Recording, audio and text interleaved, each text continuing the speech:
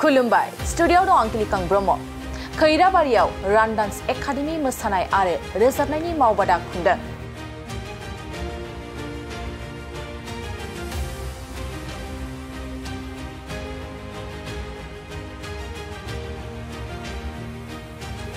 अदालगुरि जिल्लानि हारिमुआरि फसंथान रान डान्स एकाडेमिया सिगांनि बोसोरफ्राव खुंबोनाय बादिनो देग्लायबो गरम बन्दखौ नोजोर बोनानै 13 साननि क्लासिकेल डान्स कथक आरो भकेलिस्टनि सोलोंथाइ मावबादा खुंदों। खैराबारि LM बिल्डिंआव दिनै बे मावबादाखौ बेखेवना होयो बड' सिनि आर्टिस्ट एस'सिएशननि नेहाथारि दिपेन बर'आ। बिथाङा बे हाबाफारिनि गेजेरजों जायफ्रा मोसानायाव गोसो दं बिथांमोना इयुनाव सासे मोजां मोसाखावरि जाना मोजां करियोग्राफार जानो हागोन आरो जायफ्रा मेथाइ रोजाबगिरि जानो गोसो दं बिथांमोना साफा मोजां मेथाइ रोजाबगिरि जानो खाबुखौ लानो हागोन होनना मिजिं खालामो। खौरांगिरि प्रफुल्ल बर'आ दैदेननाय मोसामु आरो रोजाबमुनि मावबादा बेखेवनाय हाबाफारियाव कथक नृत्य फोरोंगुरु महरै बाहागो लायो। कथक बिसार्ड बि मिउजजों लोगोसे मोसाखावरि मेथाइ रोजाबगिरि जुरि बर', भकेलिस्ट निपुन उथ्रिसारनाय M मिउज लेमसोरां बर', मुंदांखा मेथाइ रोजाबगिरि इलिसा बर', बिसानि लोगो गाहाय नेहाथारि थामहिनबा खैराबारि दख'रा दुफानि गाहाय नेहाथारि रुपसिं मुसाहारि, खैराबारि दख'रा एबसुनि लोगो गाहाय नेहाथारि दुर्गा नार्जारि आरो बिगोमा दिथागिरिफ्रा बाहागो लादों। जोबोद गोजोनै खैराबारि रान डान्स एकाडेमिनिफ्राय जागायबाय आरो दिनै बे मावबादाखौ आंखौ बेखेवगिरि हिसाबै बा जागायजेननाय हिसाबै आंखौ बेखेवनो लिंहरनायलाय आं फैबाय आरो थारैनो फैनानै आं जोबोद गोजोननाय मोन्दों। गोबां गथ'फोरा बेवहाय बाहागो लानो फैदों। आं आसा खालामदों नैबे मावबादानि गेजेरजों जोंनि उथिफुनाय उन्दै गथ'फोरा मोजां सोलोंनानै लानो हागोन। खनगिरि मोसानो हागिरि बा क्लासिकेल लाइननिफ्रायनो जा फोरोंगुरु बिथांमोनखौ बेवहाय फोरोंनो थाखाय लिंनानै लाबोदों। आं आसा खालामो बिथांमोना जोबोद मोजाङै फोरोंगोन आरो बिथांमोननि फोरोंनायनि गेजेरजों गावखौ साफा हारिमु आयदायाव सासे मोजां मोसागिरि, सासे मोजां मेथाइ खनगिरि, सासे मोजां फावगिरि बा जायखिजाया फरायनाय बिथिङावनो जा गावखौ मोजां गियान लानानै सुबुं समाजनि थाखाय मोजां सासे सुबुं जानो हानाय फोरोंनानै गालांगोन आं बेवहाय फोथायनाय दङ। मानो होनना बुङोब्ला बे मावबादायाव फोरोंगुरु हिसाबै मेथाइ खननायनि हाबाफारियाव फोरोंनो थाखाय बयजोंबो सिनायजानाय बयजोंबो अनसायजानाय जों मिथिग्राव फोरोंगुरु हिसाबै बाहागो लाफैदों। गावनि जेसेबांखिनि रोंनाय गावनि मोन्दांथि माबायदि थाङोब्ला आवगायलांनो हागोन, सासे मेथाइ खनगिरि जानो हागोन, बिथांनियाव गासैबो रोंखा राखाया बिनि गोसोआव दंजोबखायो आरो मेलेमाव दङ आरो बेखौनो बिथाङा दिनै बयनोबो मोजां गियान होनो थाखाय फोरोंलांनो थाखाय दिनै आवगायबोदों। आं बिथांखौ साबायखर बावदों। दिनैनि बे मावबादानि गेजेरजों बिथाङा गथ'फोरखौ मोजाङैनो फोरोंगोन आंहा मिजिंथिनाय दङ आरो बेजों लोगोसे मोजां सासे मेथाइ खनगिरि आरो लोगोसे मोजां मोसानो हागिरि बिथाङा मोसानोबो हायो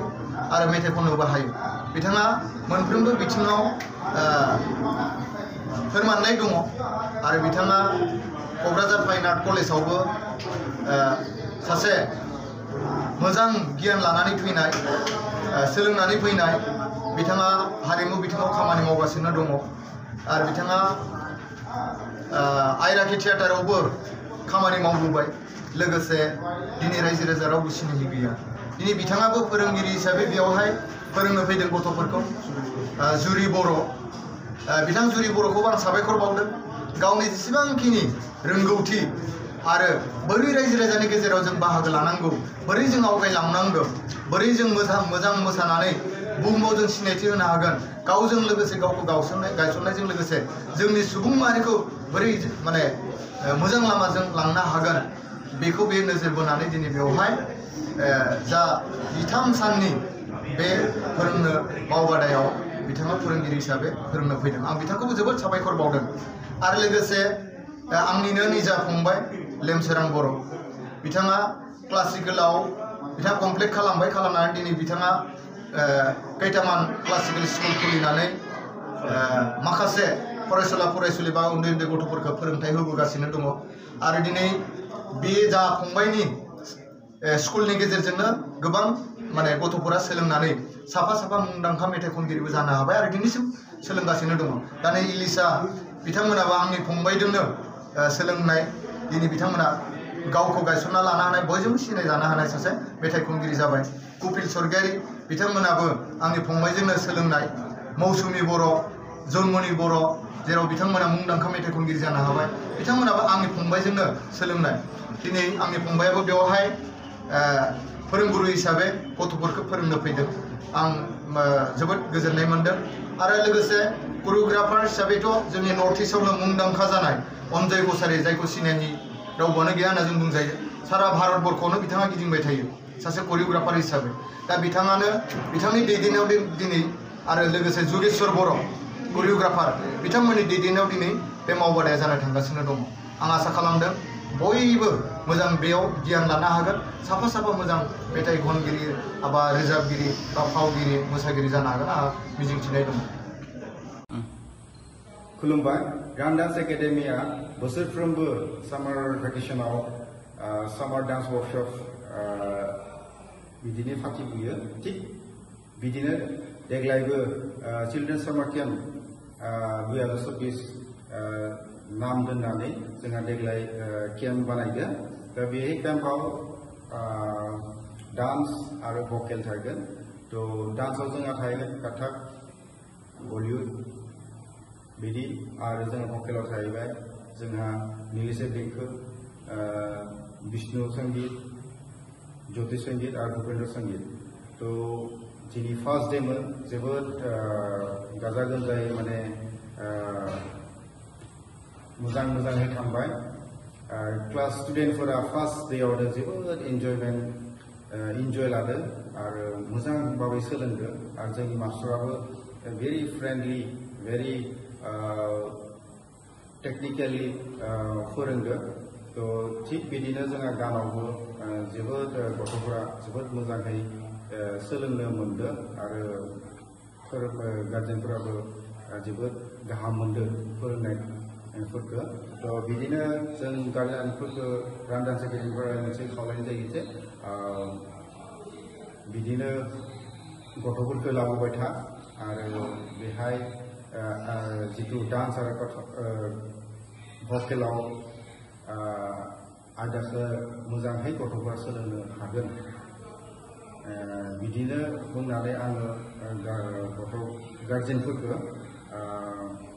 जों रान डान्स एकाडेमिनिफ्राय गुरै खावलायनाय थाबाय